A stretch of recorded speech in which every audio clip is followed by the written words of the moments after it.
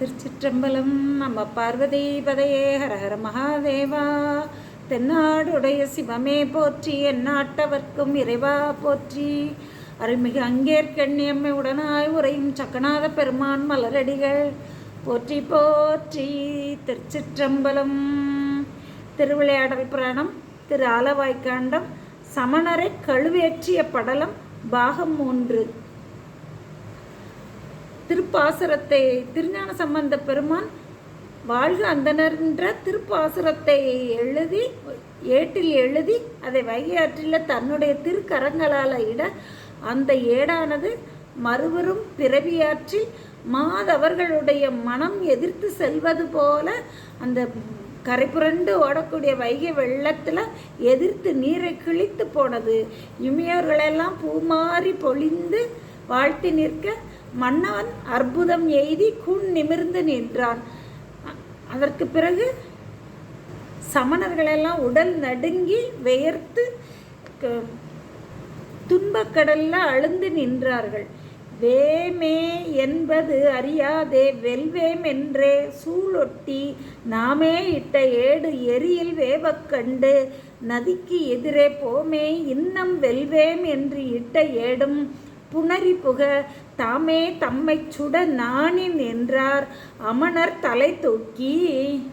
தாமே வெல்வோம் என தருக்கி தலை நிமிர்ந்து நின்ற சமணர்கள் தாமே தீயில் இட்ட ஏடானது எரிந்து சாம்பலானதை பார்த்த பிறகும் மறுபடியும் வைகையாற்று வெள்ளத்தில் ஏடையிட்டு நாங்களே வெல்வோம்னு தருக்கி நின்றதுனால இப்போ வெட்கி தலைகுனிந்து அஞ்சி நின்றனர். பொறுப்பே சிலையாய் புறங்கடந்த புனிதனே எத்தேவர்க்கும் விருப்பியே போகம் வீடு தரு மேலாம் கடவுள் என 4 மறுப்பேகளிற்றான் முடி தகர்த்தான் மறுமான் அரிய குறுமொழி போல் நெருப்பே அன்றி வேகவதி நீரும் பின்னர் தேற்றியதால் மேருமலையை வில்லாக வளைத்து முப்புறங்களையும் எரித்த சிவபெருமானே எல்லா தேவர்களுக்கும் எல்லா உயிர்களுக்கும் வீடு வேறென்று அந்த இன்பத்தை தரக்கூடியவன் முழுமுதற் கடவுள் சிவபெருமானே என்று வெள்ளையானையுடைய தேவேந்திரன் அவனது முடியினை தகர்த்து எறிந்த உக்கிரப்பெருவழுதியின் வழித்தோன்றலாகிய சவுந்தர பாண்டியன் அறியுமாறு நித்தியமான இன்பத்தையும் வீடு பெற்றையும் வழங்குவது சிவபெருமானே என புனல்வாதம் மூலமாகவும் அனல்வாதம் மூலமாகவும் குருமுக உபதேசம் போல தெளிவாக உணர்ந்து நின்றான் குண்டு பாண்டியன். பொய்யின் மறையின் புறத்து அமணர் புத்தர்கன்றி வாய்மை உரை செய்யும் மறைநூல் பல தெரிந்தும் சிவனே பரம் என்று அறியாதே கையில் விளக்கினோடும் கிடங்கில் வீழ்வார் போல கலங்கி மனம் ஐயமடைந்த பேதையர்க்கு அறிவித்தனவே அவையன்றோ. சமணர்களும் புத்தர்களும் அவரவர்களுக்குன்னு அறநூல்களை ஓதி அந்த மறைகளை ஓதி வந்தாலும் சிவபெருமானே முழுமுதற் கடவுள்னு உணராமல் சிவனே பரம் என தெளியாததால் கையில் விளக்க கொண்டு போனாலும் குழியில் கிணற்றுக்குள்ள விழுந்த மூடர்களைப் போல தெளிவில்லாத அறிவுடையவர்களாக இருக்கின்றார்கள்.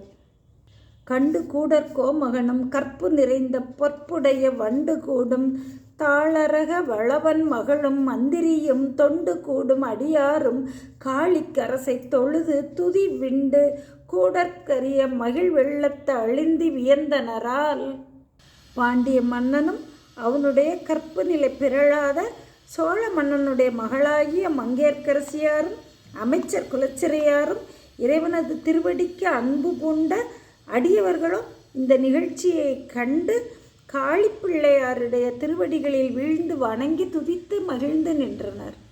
நன்றி தேரார் பின்புள்ள மானமிழந்து நான் அழிந்து குன்று போலும் தோணிபுர கோமான் எதிரே யாங்கள் உமக்கு இன்று தோற்றோம் எமை ஈண்டு நீரே வென்றீர் என நேர்ந்து நின்று கூற கவுனியர் கோனை ஆர் உய்யு நெறி நோக்கா.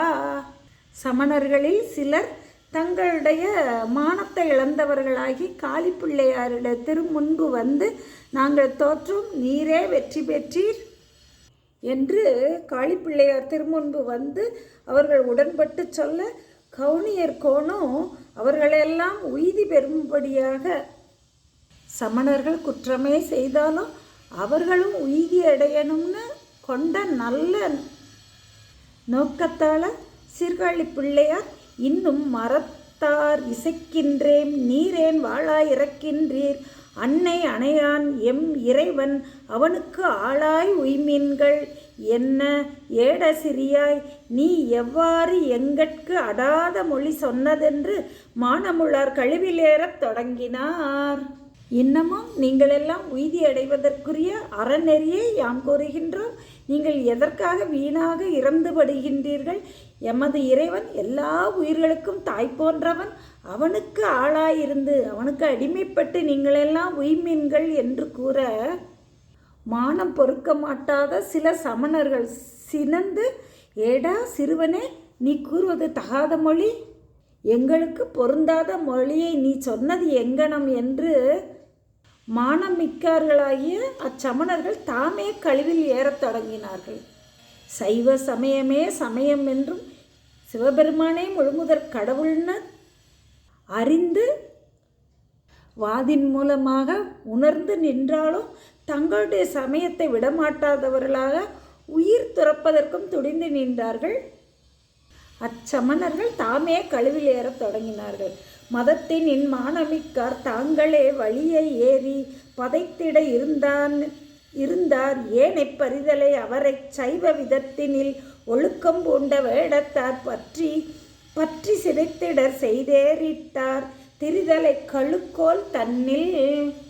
சைவ ஒழுக்கத்தில் வேடம் பூண்டு நின்ற சில சமணர்களையும் அந்த கழுவில் ஏறுவதற்கு முன்பாக அந்த சமணர்கள் பற்றி பிடித்து அவர்களையும் தாங்களே வழியே கழுமரத்தில் ஏற்றிவிட்டனர்.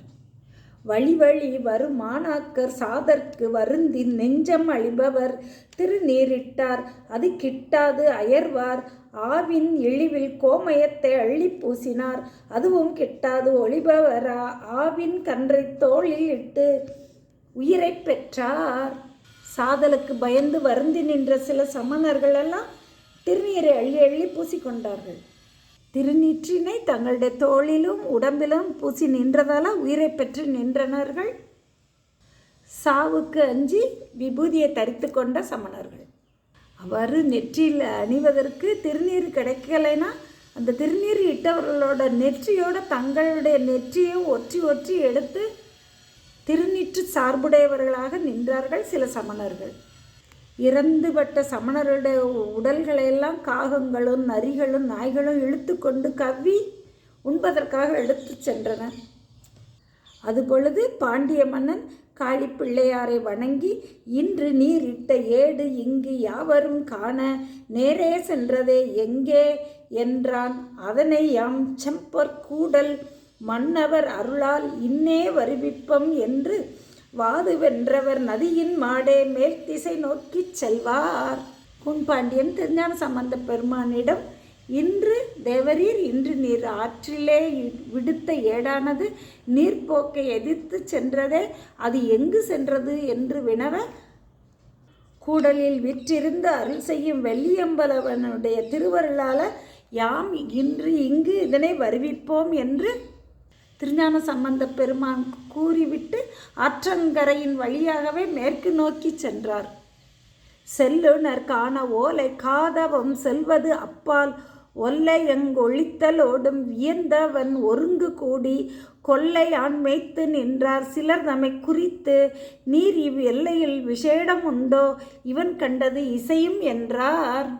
அவ்வேடானது ஒரு காத தூரம் வைகையாற்றின் நீரை எதிர்த்து சென்று பின்னர் திடீரென மறைந்துவிட ஏடு மாயமானதைக் கண்டு அனைவரும் ஆச்சரியமடைந்து அங்கு நின்ற ஆய சிறுவர்களை பசுக்களை மேய்க்கும் சிறுவர்களை கண்டு இந்த இடத்திற்கு எதுவும் விசேஷம் உண்டா என்று கேட்க, அவ்விடைச்சிறார்கள் யாங்கள் ஒன்றையும் அறியேம் என்ன இவ்விடை விசேடம் காணல் வேண்டும் எத்திரத்தும் என்னா தெவ்விடை வாது செய்ய திருவுள்ளம் கருணை செய்த வெவ்விடை கொடியினாரை பாடினார் வேதனாவர். அச்சிறுவர்கள் யாங்கள் அறியோம் என்று கூற திருஞான சம்பந்த பெருமான் சமணர்களை வாதில் வென்ற சம்பந்த பெருமான் திருவருளையே தன்னுடைய உள்ளத்தில் திரு உள்ளம் பற்றி நின்று அது பொழுது வன்னியோ மதமோ மதிபொதி சடைனன் பொன்னியல் திருவடி புதுமலரவை கொடு மன்னிய மறையவர் வழிபட அடியவர் இன்னிசை பாடலர் ஏடக தொருவனே என்ற திருப்பதிகம் பாடினார். பாட்டின் மேல் கருணை வைத்தார் சயம்புவாய் பராரை வில்வ காட்டினுள் இருப்ப நேரே கண்டு தாழ்ந்து எழுந்து சண்பை நாட்டினார் வலம் கொண்டு ஏத்தி எதிர் நின்றார் நகைத்தார் நிம்பத் தோட்டினான் அது கேட்டு அங்கே தோன்றினான் தானையோடும். திருப்பதிகம் பாடிய திருஞான சம்பந்த பெருமான் முன்பு தன்னுடைய கருணை நோக்கத்தால் பெரிய வில்வவன காட்டினுள்ள சுயம்புவாக லிங்க திருமேனியாக தோன்றி காட்சி தந்து அருளினார்.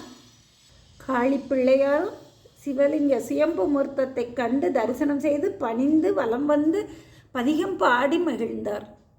அந்த மாலிங்கத்து ஈசன் 1000 மதியம் கண்ட முந்தை வேதியராய் தோன்றி முத்தமிழ்க்கரசை நீ என் மைந்தனாம் இளையோன் ஒப்பாய் வருகென நீர் சாத்தி சிந்தை நீள் ஆர்வங்கூற திருவருள் சுரந்து நின்றார். அந்த சுயம்பு லிங்க திருமேனி நின்றும் 1000 பிறை கண்ட ஒரு முதியவராக ஒரு அந்தணர் வெளிப்பட்டு தோன்றி முத்தமிழுக்கும் அரசராகிய திருஞான சம்பந்த பெருமானை நோக்கி நீ எனது புதல்வனாகிய இளையவனைப் போல் இருக்கின்றாய், நீ வருக என்று மகிழ்ந்து கூறி அவருக்கு திருநீரிட்டார். திருவருள் விளங்க நின்றார் திருஞான சம்பந்த பெருமான். நின்று அந்தணரை அன்று நிர்மல ஞானம் ஈந்தார் என்று கண்டு இறைஞ்சு ஐய நீரில் யான் இட்ட ஏடு சென்று இங்கு கொடுத்தீர் நீரே அஃதுன்னும் செல்வர்க்கேற்றது அன்று அதை தருதீர் என்றார் அருமுகச் செம்மல் அன்னார். முன்பு தனக்கு கழுமலத்தில் சிவஞானத்தை குழைத்து அருளு துணை முலைகள் பொழிகின்ற பால் அடிசிலை பொன் வள்ளத்து ஊட்டு என அம்மைக்கு அன்று சொன்ன கழுமலநாதரே இப்பொழுது இங்கு முதியவராய் வந்திருக்கின்றார் என்பதை உணர்ந்து நின்ற திருஞான சம்பந்த பெருமான் ஐயனே நான் நீரிலே இட்ட ஏடு இங்கு வந்தது அதனை எம்மிடமே தந்து அருள்வீராக, அது இன்னும் செல்வர்க்கு ஏற்றது அன்று என்று வேண்டி நின்றார். இன்னமும் பன்னாள் எம்மை இடந்தோறும் பாடி எஞ்சும் புன்னெறி ஒழுகுவாரை வென்று நம் புனித வீடு பின்னர் நீ பெருதி என்னா ஏடு தந்து ஆசி பேசி மின்னென மறைந்து நின்றார் வேதியராய வேடர். இன்னமும் பல நாள்கள் இப்பூவுலகத்திலேயே இருந்து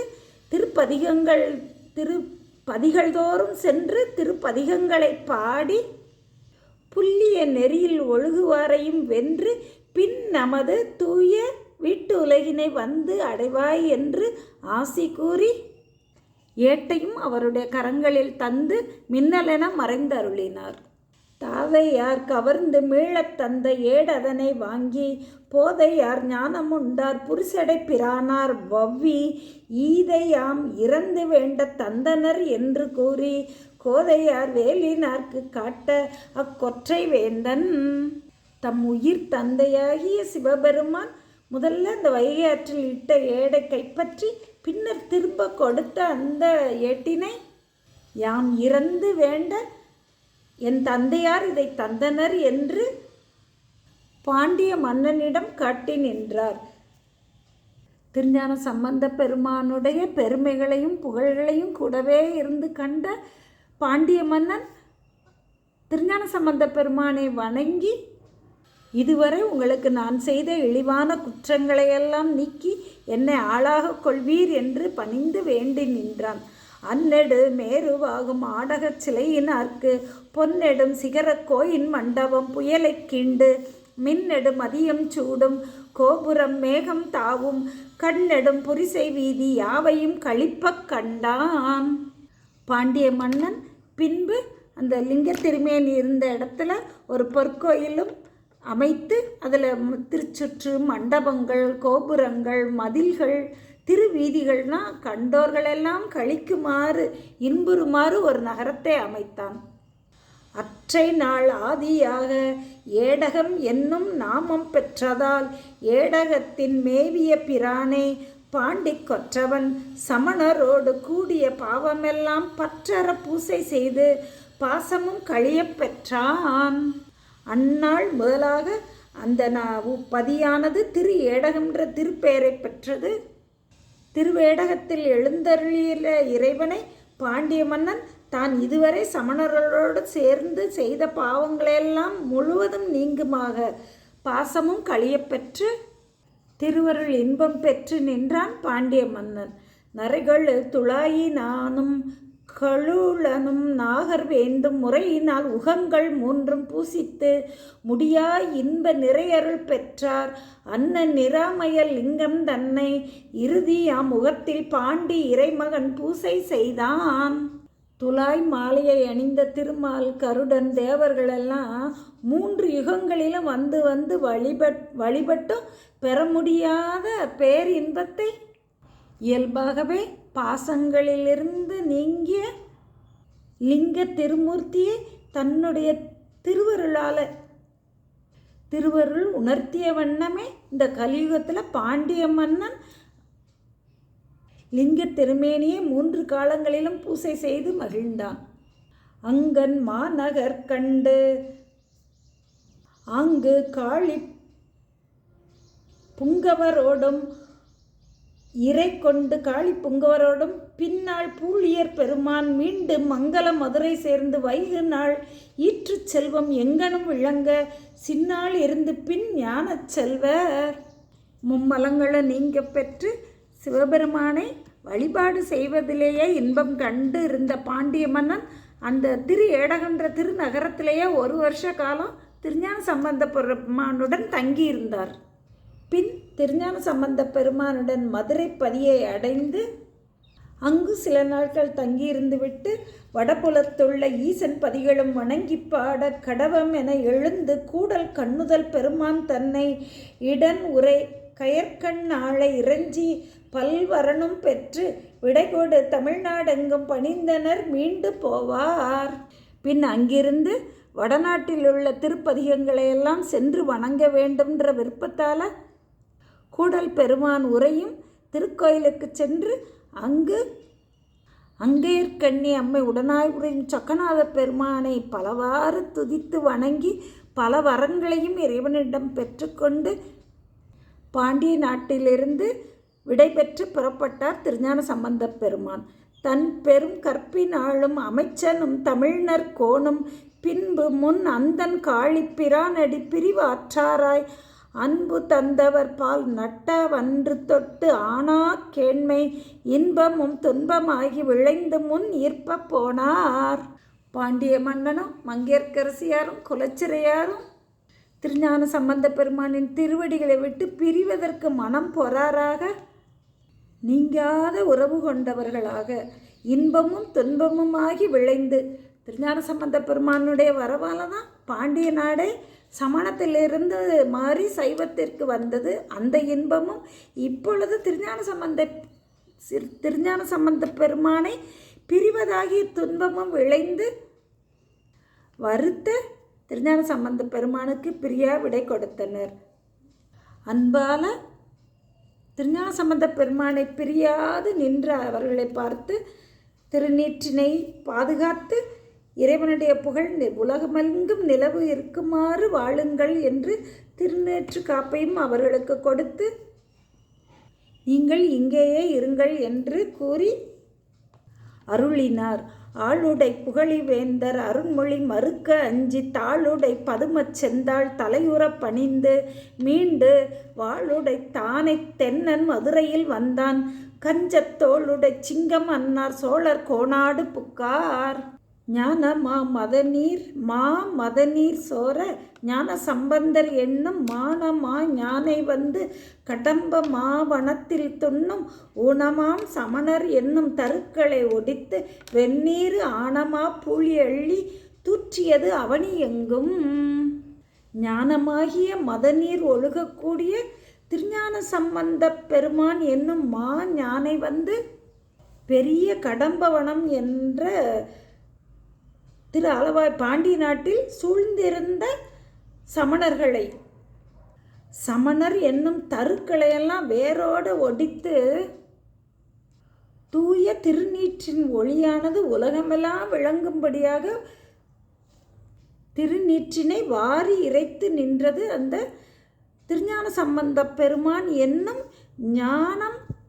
ஞானமாகிய மதநீர் ஒழுகும் ஞானை என்று ஆசிரியர் பரஞ்சோதியார் திருஞான சம்பந்த பெருமான் ஞானத்தால் ஊனமும் சமணமும் முழுவதும் ஒளியும்படி செய்து திருநீற்றின் ஒளி உலகமெங்கும் விளங்கும்படி செய்து அருளினார் என்று காட்டியுள்ளார்.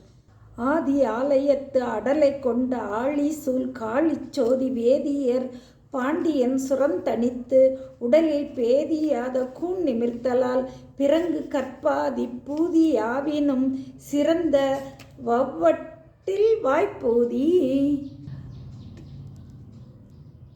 முதல் கடவுளாகிய சோமசுந்தர பெருமானின் திருக்கோயிலுள்ள மடப்பள்ளியில் உள்ள சாம்பலனால தான் பாண்டிய மன்னனுடைய வெப்பு நோயும் நீங்கியது. அவனுடைய கூணும் நிமிர்ந்தது. பாண்டிய நாடு சமன் நீங்கி சைவம் தழைக்கும்படி செய்தது அந்த மடப்பள்ளி சாம்பலை. அதனால் திருநீறு கற்பம், அணுகற்பம், உபகற்பம், அகற்பம்னு 4 வகைப்படும். அந்த 4 வகை திருநீற்றிலையும் திரு ஆலவாய் மடப்பள்ளி சாம்பலே மேலான பூதி. திருச்சிற்றம்பலம். சமணர்களை கழுவேற்றிய படலம் நிறைவுற்றது. திருச்சிற்றம்பலம்.